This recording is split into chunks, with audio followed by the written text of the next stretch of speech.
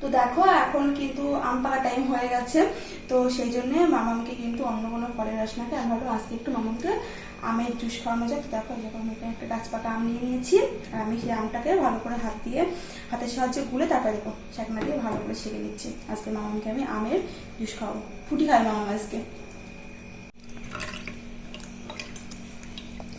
তো দেখো এরকম আমি কিন্তু একটা আমের থেকে আমার এতটুকু মতো আমের জুস বেরিয়েছে। এরকম একটা কি বলতো, আমের কিন্তু প্রচুর পরিমাণে ভিটামিন সি থাকে, আর যেহেতু এটা আমার বাড়ি গাছ পাকা আম সেই জন্য কিন্তু মামার জন্য বেশি ভালো। আমি আগে কোনোদিনও মামাকে খাওয়াইনি, প্রথমবার খাওয়াচ্ছি, এগুলি গল্প করে নিয়েছি। যদি ঠিকঠাকভাবে শ্যুট করে কোনো সমস্যা না হয় তাহলে একটু বেশি পরিমাণে খাওয়াতেই পারি তখন।